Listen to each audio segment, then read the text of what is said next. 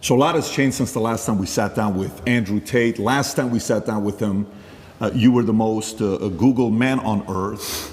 Today, effective last 2 days, you are now the most Googled woman on earth. Correct. According to your Twitter profile. Correct. And we wanted to make sure after the BBC interview, you made certain requests. Yeah. You said you want, moving forward, there to be a $50,000 fee when people sit down to do an interview. So we wanted to make sure the ESG score for this interview would be very high. We got you a $50,000 Target gift card. I appreciate that very for much. People in America will appreciate I need that. a whole new wardrobe. And then you also said cookies. So Adam got you some Tate cookies. Amazing. To make sure we match that. And then we One did, for your brother as well, I believe. We did bring a Bud Light, but unfortunately, Vinny finished it on the way here. Vinny, you know, I'm already a girl. I don't need Bud Light. Yeah, so we respect that. So, but anyways, look, a lot's obviously changed from last time to this time. Last time we sat down was around 9 months ago. Yeah. You had, at the time, been deplatformed from every social media platform. We came out here, we sat down, we spoke. The Matrix was attacking you. You were saying, Matrix attacking me, Matrix attacking me. Yep. From then on, Musk buys Twitter in October. Yep. He then reinstates you. Correct. In one day, I believe you get 1 million followers on Twitter. You're upwards of 7 million today. Yep. Every other account's taken down. I think even Tristan was taken down off of Instagram. Yep. And then, you know, the arrest comes, the lover boy, all these articles. Yep. And Vice releases the hit piece on you guys. You know, they're saying what they're saying, and I'm sure we're going to get some comments on that. Yep. The initial 30-day lockup was extended twice, 92 days in the dungeon. Yep. We had a chance to speak with one of your lawyers, Tina Glandian, on February 24th. It was a great conversation we had with her. Then eventually you're released, you and your brother come out, and you specifically make it clear that you did 7,417 push-ups. Correct. Very impressive. You received letters from thousands of fans. You read the Quran on a daily basis. Yep. At no point was any charges, anything official charge. It was all allegedly. Yep. And while you were away, a new star was born, Dylan Mulvaney, which I'm sure you're familiar with. From there on, a lot of comments were made. Comments of people that supported you, comments of people that didn't support you. Yep. Logan Paul said by 2023, he will not have a sliver of relevance, is what he said. KSI said Andrew Tate snitched on himself after getting racialed by Greta Thunberg. Yeah. Destiny said Andrew Tate has been arrested for rape charges in a country he specifically lives in to avoid rape charges because he was beefing with a autistic child on the internet. I think he's referencing the great Greta. Yep. Matt Bernstein advocated to get you kicked off of Instagram. Sure. And he's part of the Blue Pill community, a big famous makeup artist. Yep. Ethan Klein said, and that's why I call him Andrew, the human trafficker. He sent me a cease and desist threatening to sue me for defamation for saying he's a human trafficker. Yeah. What else am I supposed to call someone that buys and sells human beings after their will? Tate, the human trafficker. NBC in January 2023 said Andrew Tate said he broke a woman's jaw and that his business was a scam ahead of Romanian charges. Yeah. Rolling Stone said, meet Andrew Tate, ex-kickboxer, red-pilling the angry young men of America. These are people that didn't support you. Now, these are the people that supported you. Tucker Carlson, he comes out and he says, on Full Send podcast, first of all, he's really smart. Yeah. The spirit that animates Andrew Tate is very clear and very obvious, and it's not a malicious spirit at all. Andrew Tate's core message is respect for yourself, act like you're worth something, achieve something, do something, get the fuck off the couch, put down the porn, go do something with your life. That's the greatest message that anyone could give. It tells you everything about the people in charge. Yep. Piers Morgan, who originally when he went on, it was very combative. Correct. It was a very good interview, entertaining, but it was also interesting to see him trying to push you. And then he flips and he says, this is getting ridiculous. Romanian authorities must either charge him and his brother if they have actual evidence of crimes or release them. Musk obviously supported by restoring your account like this. Jake Shields said people are freaking out about young boys looking up to Andrew Tate, but totally fine with young girls looking up to Cardi B and the Kardashians. And obviously, Aiden Ross, Red Pill community, Joe Rogan. I can go on and on and on about a lot of things that's being said. We watched the BBC interview, and we'll talk about BBC here in a minute because I have some questions on that as well. But the first thing I want to ask you is, 9 months, where we were at then, September, to where we are today, a lot's changed. How do you feel with everything that's going on? And tell us a little bit about your current state today. Yeah, there's a very strange sense of terror that comes from knowing exactly what's going to happen to you. There's a strange sense of calm that comes from it also, but in the middle of the night, when you can't sleep, sometimes you feel happy knowing what they're trying to do to you, and sometimes you feel terrified knowing what they're trying to do to you. I think I'm very happy. Every single podcast I did previous to this, I hammered the point home, and I made it very clear that they had the intention of trying to put me in jail. I said, there's 3 lives. They try and cancel you and slander you and destroy your name. They don't just want you to disappear from the internet. They want you to disappear from the internet in a cloud of shame. They have to shame you, which is why they chose the crimes they did for me, and it's why they usually choose the crimes they choose, because it's heinous. They want to shame you, and they want you to disappear with your head facing the ground and never pop up again. Obviously, they attempted to cancel me, and I became more famous than ever before. I even said to you on your podcast, and I said on other podcasts, I said, I think they made a mistake. I think when you have power and you overuse it, what happens is a rebellion. That's how a revolution starts. When you have power, you have to be very, very careful with how you use that power. The second you overuse it, there's a revolution, and we're in Romania, so they know all about that. That's exactly what happens. And I said at the time, I think I was a mistake. I think they made a big mistake canceling me the way they did. And then the second time, the second life, which I described as they try and put you in jail for no reason. Here we are in the current scenario. I knew it was going to happen. And the third one is they put a bullet in your head. So we're going to have to see how the second life plays out. And yeah, I mean, when this is all over and I win the court case and I get the not guilty, I won't be smiling. I'll be walking out the courtroom with my head on a swivel. That's the kind of life I'm living now. I'm going to be thinking, oh, okay, so their second attempt failed. Now what? Like, do I want to fly private anymore? Do I want to go that place anymore? You start to think about these things. Like, do I want to do these things? A lot of billionaires dying in plane crashes. It's strange. So it's scary, regardless of how it plays out. And I guess you just have to go with the punches and see where it lands. And God has a plan for me and for all of us, and we're just going to see how it ends up. Full disclosure, you don't have any suicidal thoughts. I want to make it very clear, and I make it clear on absolutely every single podcast, I would never kill myself. I don't care what they say. I don't care what video they show you. Never under any circumstance would I kill myself. It's haram. Never. I don't care if they put me back in the dungeon, solitary confinement by myself for the rest of my human years. I would never kill myself, ever, ever. So if that ever happens, God forbid, do not believe whatever garbage they tell you. The chance of me killing myself is precisely 0. And you had this complete level of certainty that this is exactly how it would play out. You've said this on umpteen podcasts that this is their agenda. They have to damage my influence. They have to damage my influence. They can't sit there and let me be influential because I'm saying things that they don't like me saying. And there are people sitting around going, he's saying things counter to our message and counter to our narrative. Get rid of him. And they have a pretty standardized playbook. And this is probably one of the first times in history where their playbook just isn't working. Cancel him. Oh, he's still around. Oh, well, lie about him in the news. Just say he touches chicks. Well, no one believes it. Oh, all the comments are on his side. Everyone's calling us liars. Okay, then do it again. Then do it again. Make up a new girl. Then do it again. Find someone else. Yeah. And they keep attacking me with the same weapons, but the bullets are bouncing off. And that doesn't give me a sense of calm. That doesn't make me think, ha, ha, ha, I'm invincible. It makes me think, uh-oh. Does it make you want to sit on the sidelines and be quiet and just kind of live a life with your family, your kids? Does it make you want to do that? Maybe all these attention is actually not a good thing. It's interesting because sometimes I analyze myself and think, why don't I just do that? Why don't I just disappear? You know, I don't need money. I don't need fame. Why don't I just disappear? And then you have to, I was saying this to my brother, and he was like, well, Genghis Khan didn't need Vienna. Some people are just wired that way. That's just the way some people are. If I see injustice, and if I see things which I believe to be false, I feel like I am obligated to say the truth. I can't explain why, even if at my own detriment. What am I doing this for? Like, it's to the detriment of my life. And I've had these conversations at length with the people close to me, and we're all saying the same thing. It's always been the same way. Humanity's always been the same way. There's been a select, small, few good men up against evil, and evil always outnumbers you. Evil always has more money than you. They always have more power and more influence than you. If you play any video game, when you get to the end boss, he always has more life than you. He always has more hit points, but you're the good guy.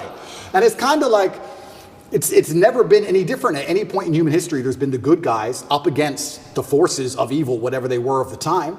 And you've always been outnumbered, and you've always been supposed to lose. So you consider yourself the good guy in this situation? I think that truth is instilled by God in all of us, and I think if you tell the truth, you're a good person. So who do you think is the bad guy? You know, everyone uses they, them, they're after me. Who's they? Who's the bad guy? Well, instead of saying who, I will say, what I will start by saying is what they do. And what they do is they control information.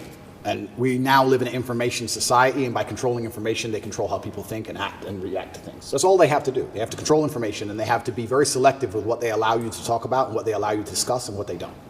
And once they can do that, they can keep you bickering about garbage, and they can control the sensitive information, and then they run the world.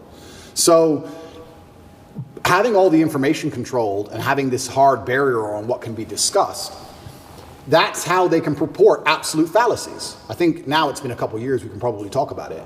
They psyoped the world into believing they should be afraid of the common cold. They psyoped the world into this. And if you think about how difficult that would be to do, how difficult would it be to psyop the entire population of Earth? Well, what you do is you just lie on repeat, and you don't allow anyone to say anything counter to it without hurting them the same way I've been hurt. And you just psyop them. It's actually amazing because now I use that exact same psyop on people. I love it. I love it. So when I sit with someone who's not matrix-minded, when I sit with someone who is matrix-minded, like when the BBC walked in here, I'm like, do you all have your vaccinations?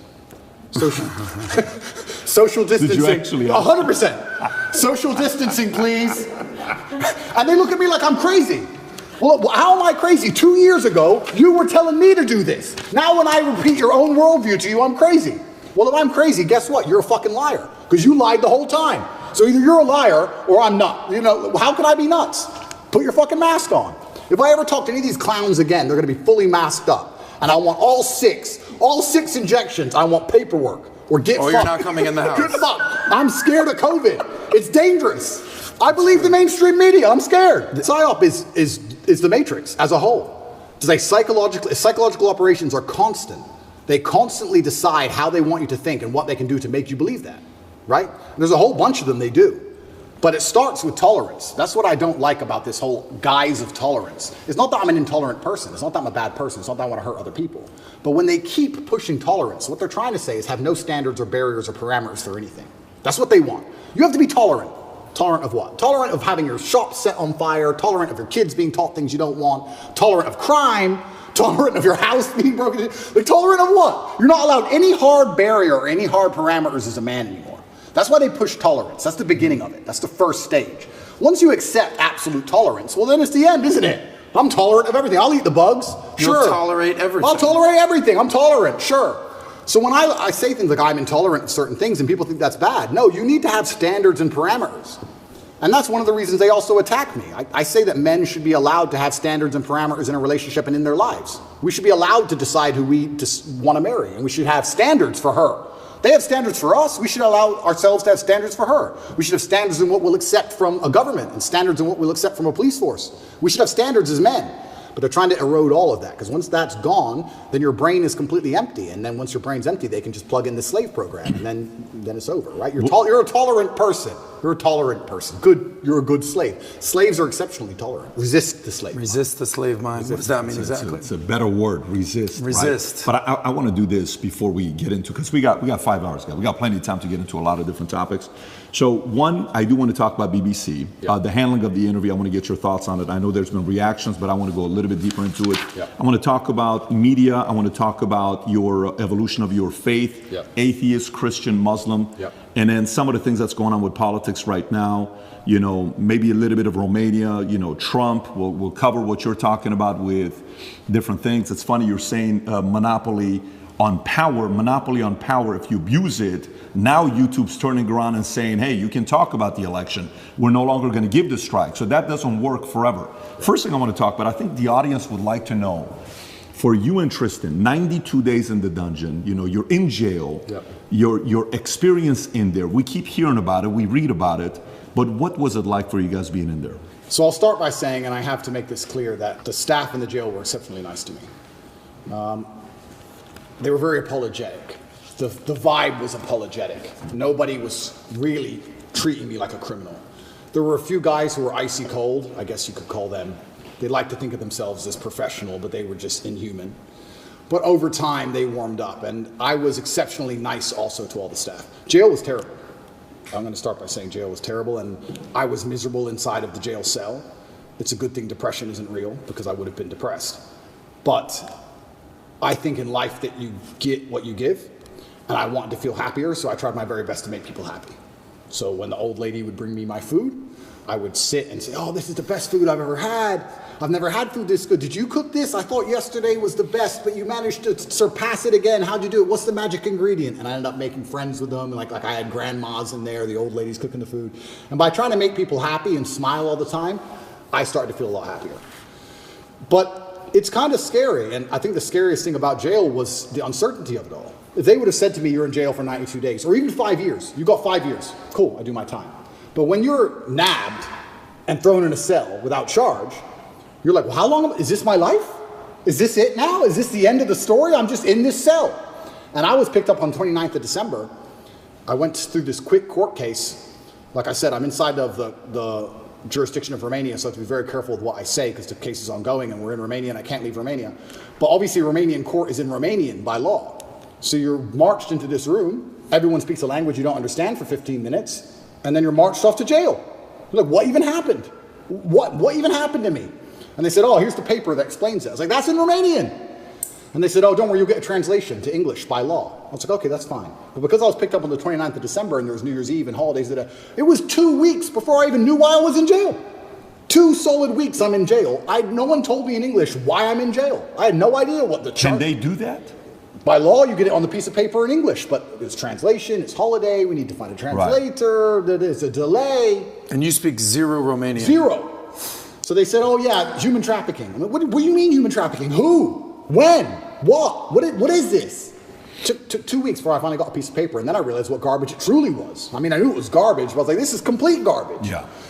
So, yeah, I have endless stories from jail. It was certainly... I don't think jail teaches you much new. What it does is confirm everything you already know. It confirms everything you know about the reality of the outside world, that you need to be physically strong so that you're not attacked by others, and mentally strong so you're not attacked by yourself. You learn who's on your side and who isn't. You learn who's a coward and who's not. You learn who's an opportunist and who isn't. Your circle, you certainly learn a lot about the people around you when you go to a jail cell, that's for sure. But I remember it was New Year's Eve. When I was first picked up on the 29th of December, I was very sure I'd be out in 24 hours. I was like, there's no way they're going to keep me. For what? Like, this doesn't make sense. So finally New Year's Eve rolls around, and I'm sitting in the jail cell by myself. And in Romanian jail, you don't leave the room. It's not like an American jail where there's a yard or anything. You're stuck in the room. It's 3x4, and that's your existence. You just stay in the room. Are you by yourself? 24 hours Tristan? a day. At the beginning, I was by myself. And you're stuck in this room, and I'm sitting there, it's New Year's Eve, and there's a very faint speaker, maybe way down the hallway. The guards must have been having a little party for New Year's Eve. And there's this awful song. It's called the Ketchup song. I don't know if you know what it is. I don't want to sing it, but it goes, hey, hey, that super annoying song. And I'm sitting there, and I know it's New Year's Eve because the fireworks start going off. And I'm looking out my tiny window, and I can just hear in the very long distance from the end of the hallway, hey, hey. And I'm sitting there looking out the window like, this can't be it. This can't be the end of my life. Even the cockroaches all over the walls didn't celebrate. There was maybe 15 cockroaches on the walls, right?